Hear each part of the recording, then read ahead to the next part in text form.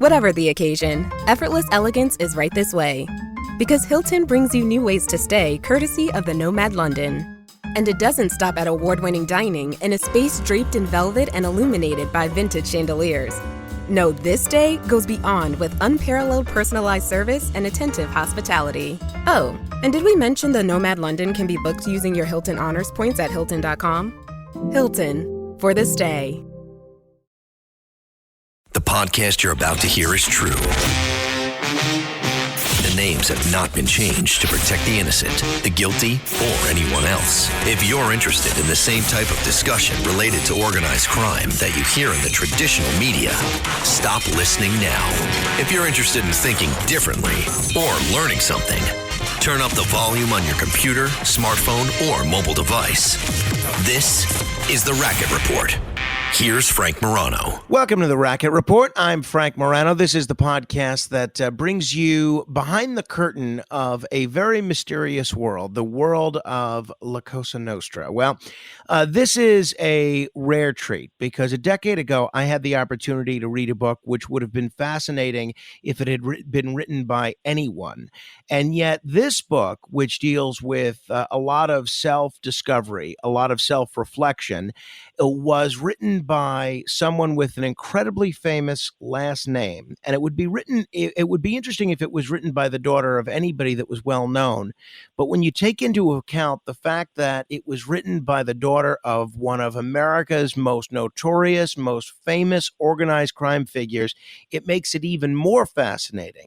And when you take into account the fact that it was written by someone whose life was a total mystery, even though so many New Yorkers and so many Americans knew who he was, it's even more fascinating.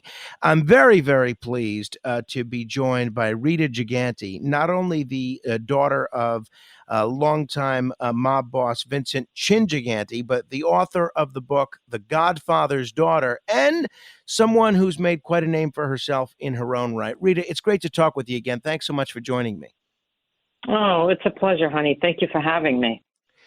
Now, whenever I've sent people the interview that we did, and it was a short interview about 10 years ago, a lot of people always ask me the same two questions about you. They always ask, when did you know your father was in the mob, and when did you know that your father wasn't crazy? But I want to kind of turn the tables on them, because so much of the book that you wrote deals with a lot of discoveries about things that was going on in your own life. And the fact that you came from a pretty traditionally conservative Italian Catholic family, a lot of folks are going to wonder when your father learned that you were gay. When did you tell him that, or when did he learn that? Because I have to think that might have been a pretty difficult thing. Not I have to think, you write very candidly that this was a pretty difficult thing for you to come to terms with vis-a-vis your family background. Yes, definitely. I knew at 11 years old. You just know things, and that's something I knew. And I also knew at that age that I couldn't tell anybody. I didn't feel safe enough to tell anybody. So although I didn't know who my father was till I was about 16, I knew he was very important. And when I came out, I was 19. So what was happening with me was, because I couldn't speak my truth or live my truth, my body would get ill very often. I'd go into deep depressions. I'd have anxiety, panic, OCD. These were things that were, plaguing me from the time I was 5 years old. And a lot of upper respiratory infections. So the pneumonia even, it was, constant. And at 19, I thought, if I could just speak my truth, if I could just come out and, live, because we were very sheltered in my home. And again, being from an Italian Catholic family, women were suppressed. We were told we had to, stay home, cook, clean, get married, have kids, and take care of our mother. That was the extent of the life. So for me, this was very important. And I don't know what gave me the balls to do it. But the day I did it, he was visiting my home in Old Tappan, New Jersey, and I had just picked that day. I was 19, and I was standing outside the bedroom door of my mom and dad, and I knocked on the door, and they asked me to come in, and I'm sitting on the bed, and I'm shaking. My hands are sweating, and I'm just, they know something's wrong. They could see it. And so they said to me, what's wrong? What's the matter? And I said, I have something to tell you. And they said, okay, what is it? And I said, I like women. I'm gay. I like women.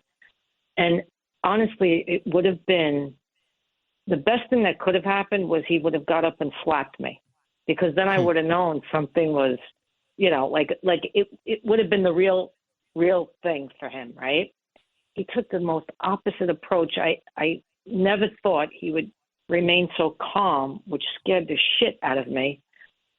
He remained so calm, and he just said to me, look, kids your age, they experiment, they go through things, you're just going through a phase. It'll go away. You're just going through a phase.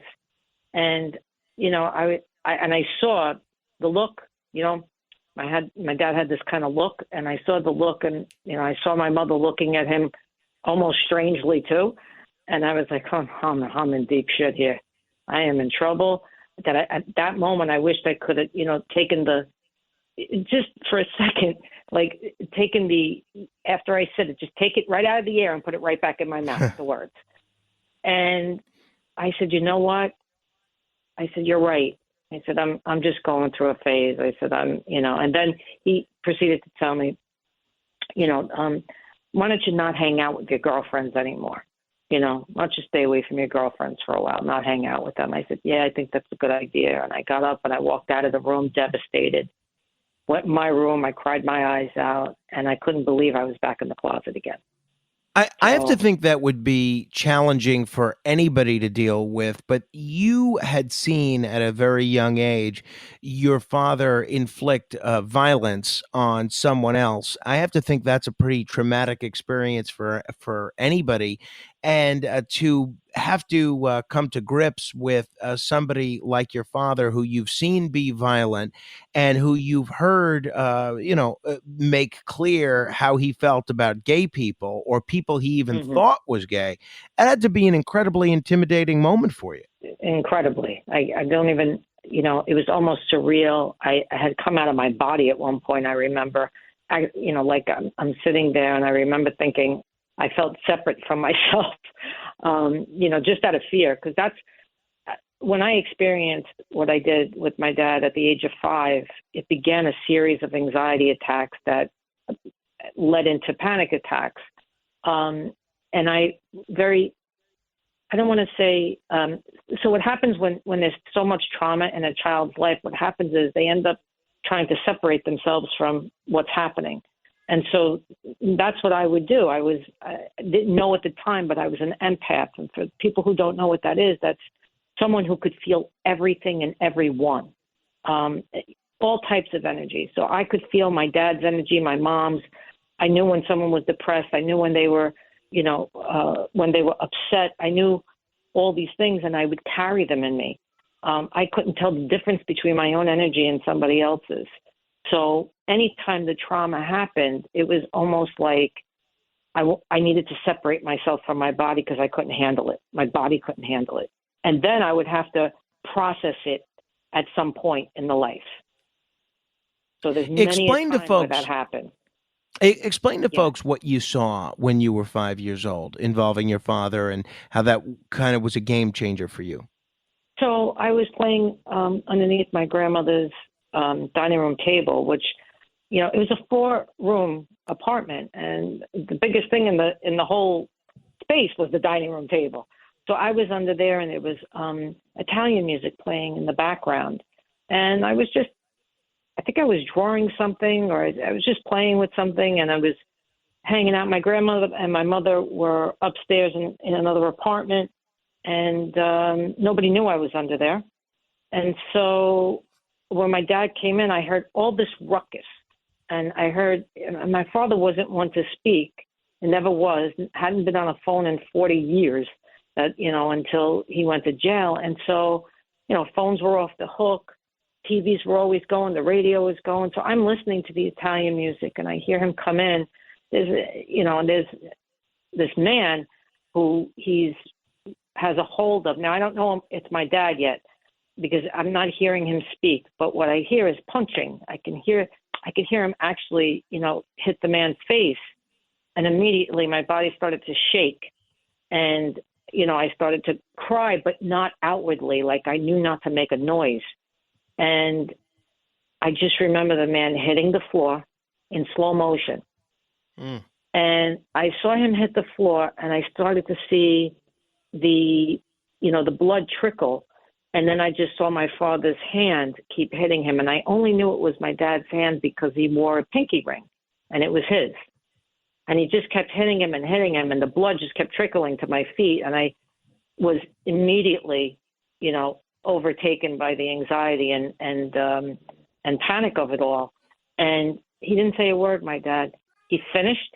He stepped on his head, and he said in a whisper, "I'm done with him. Get him out of here," in a whisper. Wow. And I heard it. And they picked him up bodily, took him out. And then my mother came, like a little time passed, and my mother came down, and she said, "Where's Rita?" And he goes, "I don't know." And, I hear this, and I'm like, I couldn't speak. I could not speak. But they found me, and I was a basket case from that point on. I was petrified that if I did anything wrong, that my father would hurt me. So much of your father's life, at least as the public knew him, but also apparently in various other aspects of his life, had to do with his persona and his identity as a gangster. Ultimately, he became the boss of the Genovese crime family, one of the most powerful positions in the underworld, and really something that was sought after by a lot of underworld types. They would have loved to have been in his position, or so they thought. You alluded to the fact that you learned about who he was in terms of being a mobster when you were around 19. How did you come to learn that he was involved in organized crime? Actually, I was 16 and I was in high school. It's summer. Time to enjoy long days, lazy nights, and great food. Because Uber Eats has deals all summer long. So, when hunger strikes, don't sweat it. Delicious deals are just a tap away on Uber Eats. Enjoy all your favorite grocery items delivered straight to you. Get ice cream, soda, and snacks from your favorite stores like Wegmans and CVS and make the most of every moment. Now that sounds like a good summer. Order now on Uber Eats. Terms apply. Product availability varies by region. See app for details. Yeah, no, that's okay. I was in high school, and, I would hear a lot of things that kids would say. There were kids that could hang out with me, and then there were kids that could not hang out with me, and I never understood why. Okay. My mom made very few friends that knew who he was. And I was hearing it, but not quite know what it meant, didn't pay attention to it. In my house, as a kid, you just knew not to ask questions. So I never asked. I just watched. I became I listened. I became the eyes and the ears of everything, but never, ever asked. And so I would hear these rumors. And then there was this one girl that she was almost like taunting me. She would call me the mafia princess, and she would spread all these things in school. And, in that moment, I had just had enough of it all. And, I mean, of course, I look back now, and God knows I would not want to raise my hands again. But I pinned this girl in the bathroom, and I just beat the shit out of her. And I said to her, "I'll never talk about my family again." But the ironic thing was, after I hit her, my friend was with me, and I remembered this clear as a bell. And she said, "Hurry up, somebody's coming," like one of the teachers. And I remember hitting her for the last time, and I said, "I'm done with you." And I remember the words at 5 years old, but I didn't know why. Like, those words stuck with me, but I didn't know why, because I did not remember that memory of 5 years old till I started writing my book. That was the strangest thing to me. So, it's funny how things stick with you, but you just don't know why. until it uncovers itself, you know? So what happened was, after that happened, I was beside myself, filled with blood. I went to a friend's house that knew my family, and I begged to know the truth. And she said, I can't believe they haven't told you. And she sat with me and she told me everything. And in that moment, there was a tremendous amount of relief, because not knowing things for so many years gave me more anxiety. And in the other part, I was scared. And then all of a sudden, every piece of the puzzle got snapped into place. Every question I had in my mind just snapped right into place. And I was like, oh, my God. I can imagine. I just want to tell folks, if they're interested in reading the book, it's called The Godfather's Daughter. It's available on Amazon. They could search Rita Gigante, Gigante, An Unlikely Story of Love, Healing, and Redemption. And folks can also go to your website, ritagigante.net, and there's a lot of interesting information on there, which we'll talk about in a second, but they can also check out your books on there as well. You talk about some of the things that you observed as a young person. One of the things that you observed, which the whole world observed, was your father acting strangely. I think your father is probably well known even 3 decades later for wandering around Greenwich Village in a bathrobe, sometimes muttering incoherently. You write that you saw doctors come and see your father, and he would act this way regularly. And your sister Yolanda, who seemed to be in the unenviable position to often tell you news that nobody else wanted to tell you, she explained to you that your father was a paranoid schizophrenic. Tell folks how that conversation went. It was later on in life. At the time I found out he was who he was, then I was told, he was sick. I mean, I was told my whole life he was sick, but it was more that he had a heart condition. But I was told from a young age, if anybody asks about Daddy, tell them he's sick. And the conversation with my sister didn't go that way necessarily. It was more of, okay, this is what it is, and this is what you have to tell people. Like, if anybody asks, this is what he has. Now, for me, I was like, well, can we all get it? I didn't understand at first that it was a ruse. Can we all get this? Like, so I was petrified, and then, of course, the realization was it wasn't that. And I had to accept the fact that he would check himself into, mental hospital in New York anytime he thought the FBI was on him. But this was all part of him, creating a record for himself that he was ill. And it was really the hardest part for me, because witnessing those people, it was like he was making a mockery of them. And I was devastated for that. So you did believe that for at least a time that your father's mental illness was real. You didn't always know that it was a put on. No. When I was younger, I thought, that this was, my God, he had an illness. I mean, if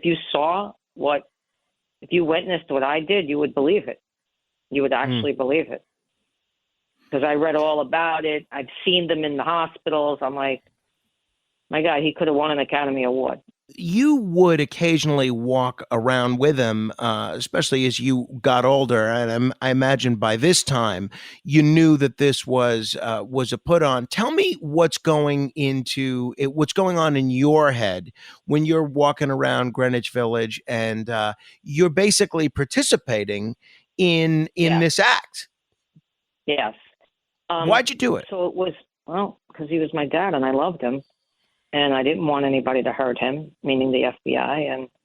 And I struggled, though, very hard with it. I totally struggled. I'm a very, very, how do I want to put it? When it comes to family, when it comes to anybody that I love, I'm fiercely loyal. Even though I didn't love what he did, I loved him.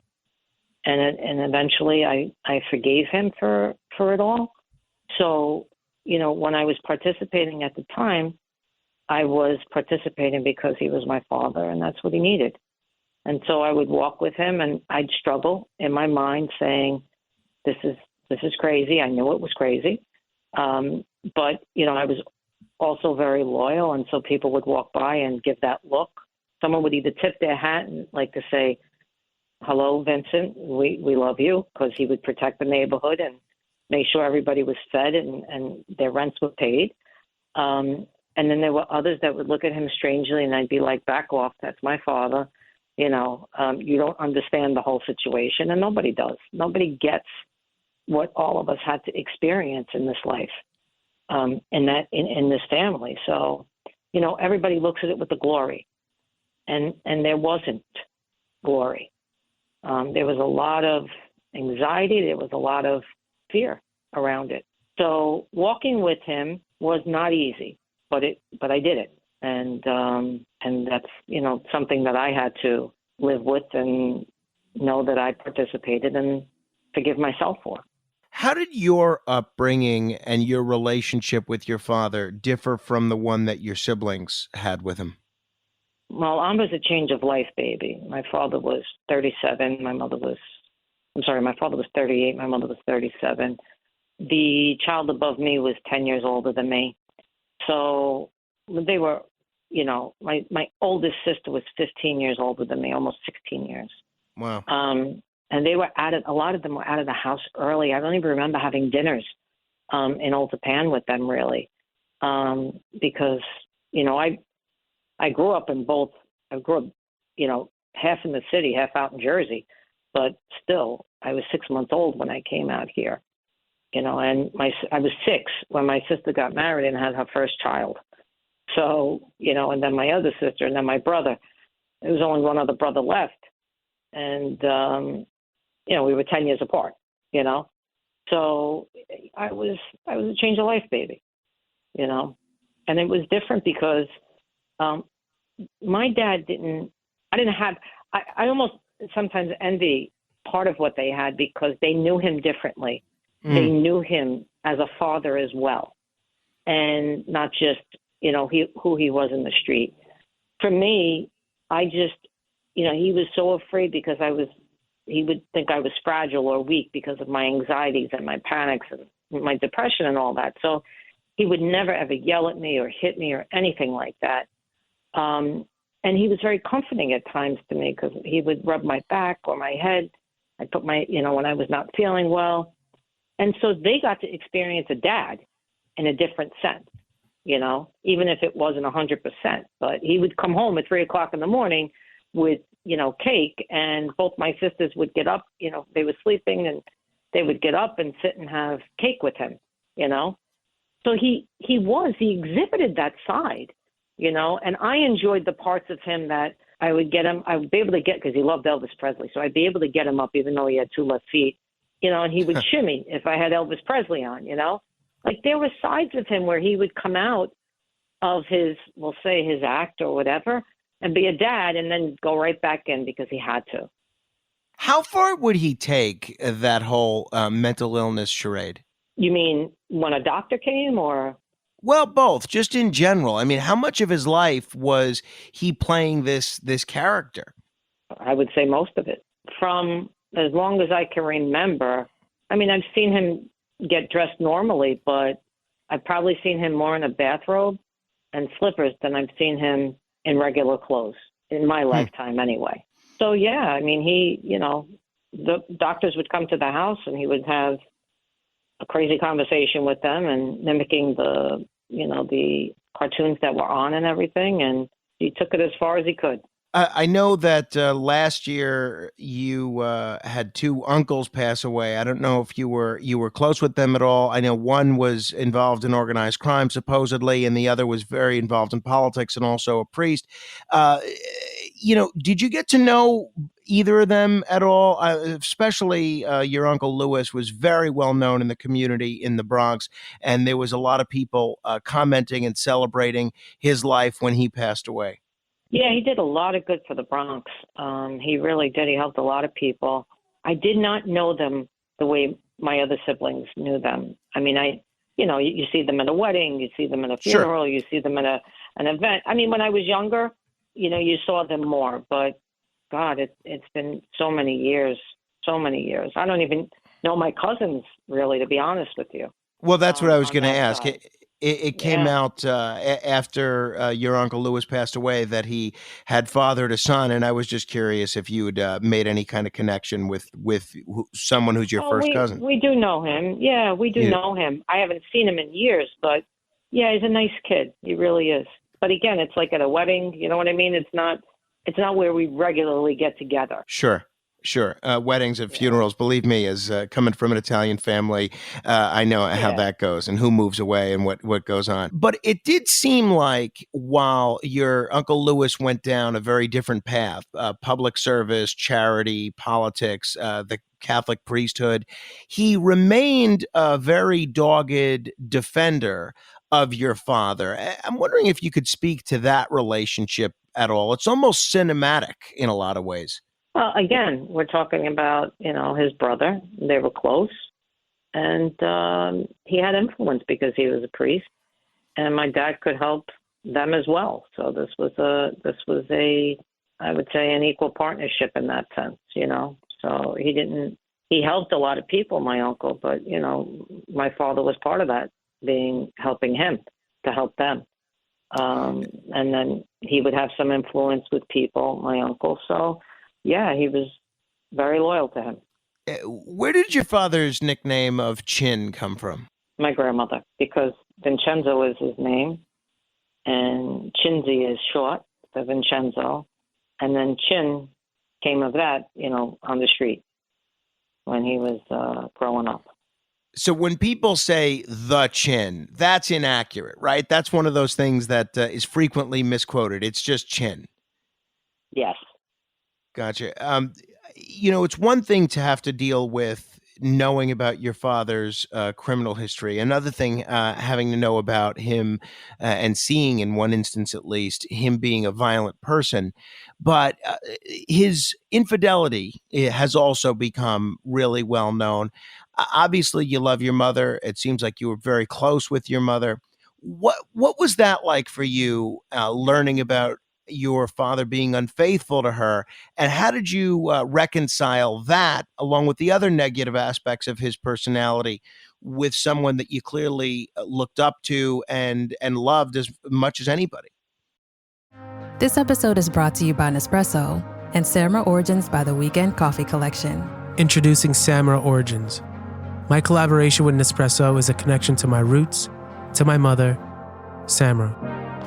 Coffee that hits the right notes. It transports you. Crafted with unique notes and bold, soaring flavors. Experience a taste that moves you. Nespresso and Samra Origins. Discover more at Nespresso.com. For me, it was a process through the life of forgiveness with him. So when I started my work as a psychic medium healer, and I had to deal with all these aspects of him, I knew that if I held on to anger and rage and all of that, it would only be hurting me. It wouldn't be hurting anybody else. And I had to really look at him as a human being. It's the only way I could get a hold of actually understanding where he came from. And so in that life, it's very, what they say, the norm to have somebody on the side, right? A paramour, a gumad, whatever you want to call it. It's a normal thing in that life, we'll say. I did not know that he was with this woman and that he had children until my 20s. So we did not know of them, and we did not learn about them until much later on in life. And so this was extremely hard for me because I would see the love between my mother and father, but I never understood why my mother was so depressed and angry at times with him. And, she would go into deep depressions, and I would try to help her with that. And the only thing I could do was be a good daughter. I was the closest to her in a sense because I was the last, and she clung to me. And so, we had a great bond. So learning of it, very difficult.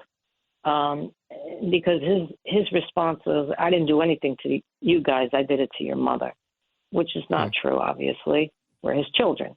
Then I got to meet them, and we had a nice conversation at first, and I knew them, and sometimes we would go out and hang out, and it was very nice. And then so many things happened in between my dad going to jail and passing away and all that, me writing a book which cut off all ties to them. But even before that, even before the book, there was no real connection. But it was extremely painful for my mother right to the end. I had to walk through life with her, with that knowing, and forgiving him was not easy. But I had to see the pieces of him that were my dad and were just a human being and not this man who followed a life. For him, it was all about the power. It was really never about the money at all. And his ego got the best of him. I want to talk about what you're doing now and the incredible things that you've been doing over the course of the last couple of decades. But last question about your father directly. Here he is almost 20 years after he's passed away. People are still talking about him. People are still fascinated by him. They're still writing books about him. They're still making newspaper references to him. There's literary allusions to him. What do you think it was about your father that has the public so fascinated by him even to this day, almost 2 decades after he's passed away? Well, he's an enigma. I mean, he really is. But he's a very charismatic energy, my dad, even in the spirit world. And when he comes to me, he's a very strong energy. And he was well liked by so many. People loved him, not just, because he would help them or this or that. They loved him because he was just a good human being. They loved my grandmother. She was also well known in the neighborhood, we'll say. We couldn't go anywhere without somebody speaking to her. And I really feel like people could see the good in him. At least that's my take on it. And I'm grateful for that because I don't excuse or condone any of it, but I know that there were pieces of him that were good. I think sometimes people just write stuff just to write it, because they want, they either want to be known or they want to put the stuff out there again still, but they don't really know the truth. They're just throwing it in an article or, making stuff up because like my uncle died, we had to write a whole article, about this, that, and the other thing. Same stuff over and over again, nothing new, nothing different. It's drama.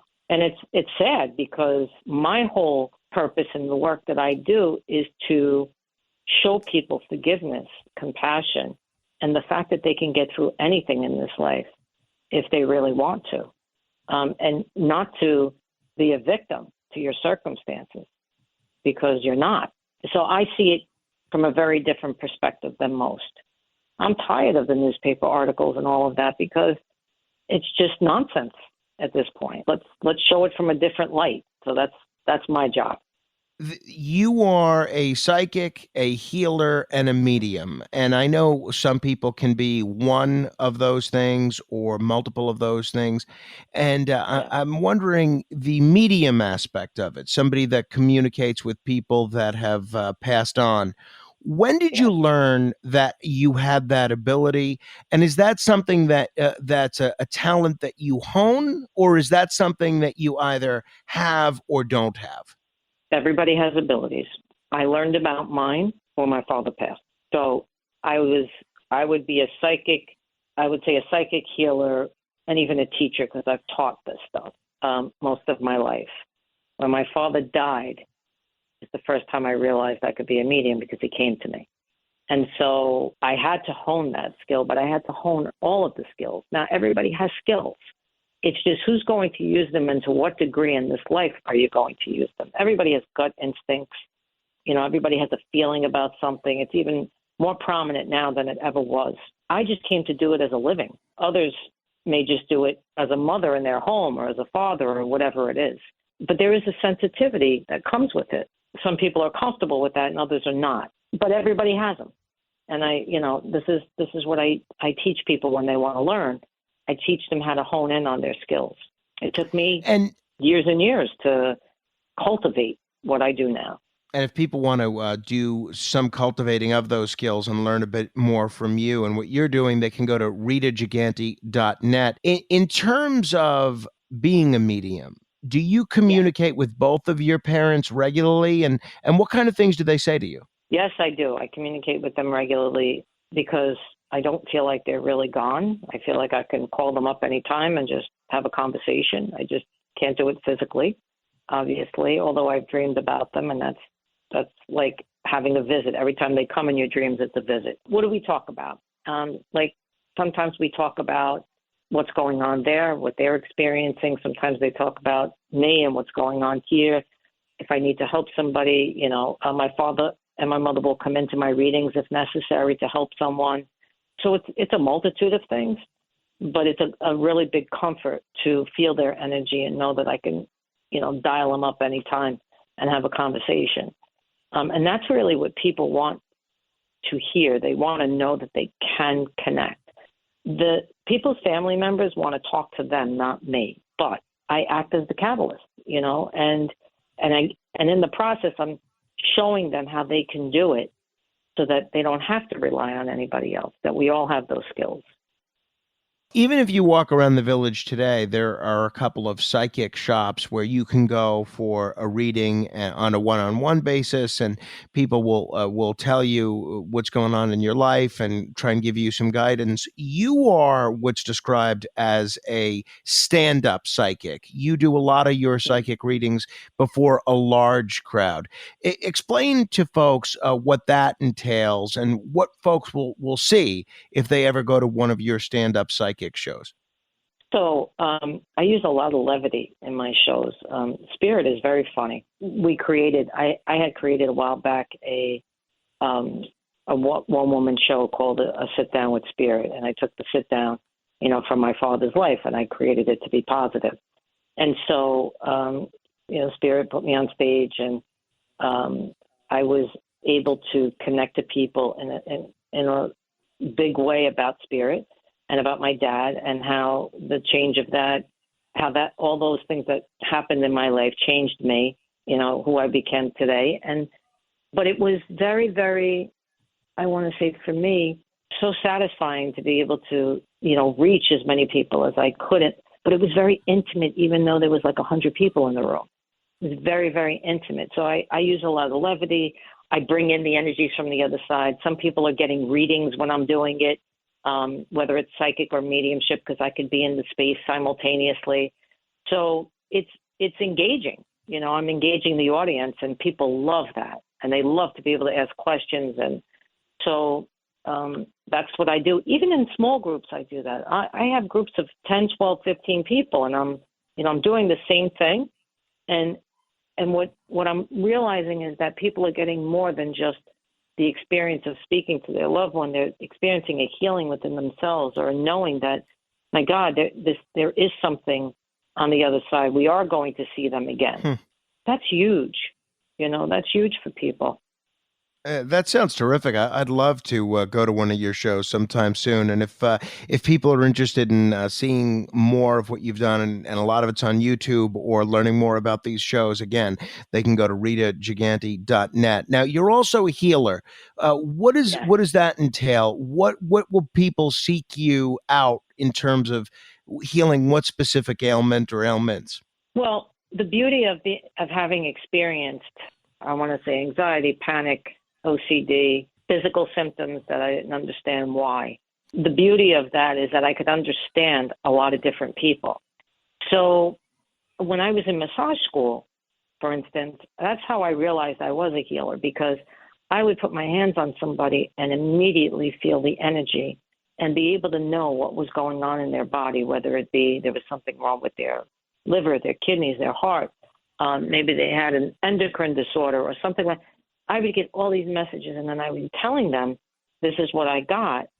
And they would be like, oh my God, how do you know that? And I said, I don't know. I just know. I put my hands on you and I felt it. What I do with people is, again, I'm just a conduit. The people are healing themselves. I want everybody to understand this. We are all our own healers. For me, I connect to spirit. I connect to the person, spirit guides, and then I connect to the person while I'm doing it. And I ask them, is it something you want to do? Would you like to be healed? And they say yes or no, because if they say no, then I cannot put my hands on them. They have to, it's free will, so they have to agree to it. Once I put my hands on them, the energy comes through me into them, and they are doing the healing themselves between them and spirit. It has nothing to do with me, that piece. Wow. Rita, I think what you're doing is great, and I'd love to see this in person and work with you in person. And if people are interested in that, they can go to your website, ritagigante.net. But you know better than anybody how cynical New Yorkers are and how cynical the New York talk radio audience is. And a lot of people are going to listen to our conversation and say that you're trying to capitalize on your father's notoriety and the fact that you have a famous last name. What would you say to those folks? I would say it's none of my business what they think, because they not only is this is something Spirit would tell me all the time when I would question things like that. And they'd say to me, that's none of your business. That's their journey, and they're allowed to believe what they need to believe. And you just go and you do the work that we tell you to do, and that's that. So I don't take offense to any of it, because everybody is on their own, life path. So they need to experience what they need to experience. I would have never come out with a book. If I listened to everybody that said I was capitalizing on something, or I was this, I was that, I would have never come out with my story. But I knew it was for the greater good. I knew I was going to help a lot of people. I was told that. And that's what I have to follow, my heart. I can't, listen every time someone says something negative. I would never be doing my work if I did, because a lot of people don't believe in psychic mediums either, Right, or healers. right. I can get that end of it as well. And I'm like, well, I'd be happy to help anybody that would like to be helped, but I'm not here to change anybody's mind or convince anybody of anything. It's not my job. Rita, it is a treat to talk with you. Wishing the best of luck with your work. I want to encourage everybody, if they're interested in learning more about your story and your really incredible upbringing, to check out the book, The Godfather's Daughter. It's available on Amazon or through your website. Thanks so much for the time. It's been an honor, honey. Thank you. Thank you. Let's do it again soon. Rita Gigante.